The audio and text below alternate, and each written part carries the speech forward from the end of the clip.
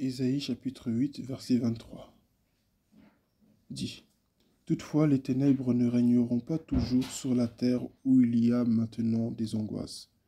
Si les temps passés ont couvert de mépris le territoire de Zabulon et de Nephtali, les temps à venir couvriront de gloire la région voisine de la mer, la région située de l'autre côté du Jourdain, la Galilée à la population étrangère. Amen. Une parole va vraiment nous intéresser, c'est: les ténèbres ne régneront pas toujours. Sur cette terre, il n'y a rien qui soit éternel. Il n'y a rien qui soit éternel. Tout est censé passer. Il y a un moment où il fait jour, après il fait nuit. Il est 15 heures, après il sera 16 heures. On grandit, on vit, on mange, et après on va se coucher. Et pour certains, ils se couchent pour toujours. Donc, pendant cela, d'autres naissent quelque part, etc., etc., etc. D'autres s'unissent, d'autres se séparent, d'autres se battent, d'autres font la paix. Il y a vraiment un temps pour chaque chose avec Dieu. Et il en est de même pour les problèmes. Il en est de même pour l'oppression de l'ennemi sur nos vies. Il en est de même pour ces choses-là dans lesquelles nous étions et qui nous dominaient. Il y a un temps pour chaque chose.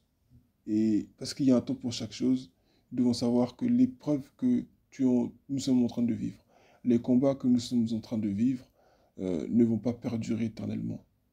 Même si Jésus revenait aujourd'hui, c'est encore une bonne chose, parce que ça veut dire que la fin de notre épreuve est marquée par le retour de Jésus, et nous sommes restés fermes, et c'est bien que Jésus nous retrouve dans cette posture-là. Amen. Il faut que nous ayons cette mentalité-là. Ce que je vis n'est pas éternel. Ça peut être plusieurs années, plusieurs mois, plusieurs heures, plusieurs jours, mais ça ne va pas durer éternellement. Il y a eu un début, et ce début-là, je n'en suis plus là. Je ne suis plus au début de l'épreuve, je ne suis plus au premier jour. Je suis peut-être bon, 10 ans, c'est beaucoup, mais peut-être que là, je suis en train de me rapprocher vers la fin. Peut-être qu'il me reste encore 1 an ou 2, je ne sais pas. Mais ce qui est sûr, je ne suis plus là où j'étais.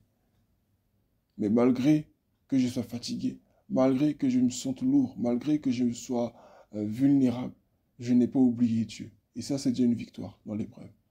Ça, c'est déjà une victoire. Le fait que tu arrives encore, même dans ta fatigue, à ouvrir ta bouche pour prononcer le nom de Jésus dans ta vie, c'est déjà une victoire. Et ça, c'est un détail qui est plus que considérable. Donc, je veux t'encourager, je veux m'encourager à vraiment prendre conscience que tout passe. Et que cette épreuve aussi, comme la pluie, comme le lever du soleil, comme tout ce qui se passe dans ce monde, comme le vent qui défile, qui passe, ton épreuve passera. Fais confiance au Seigneur. Amen.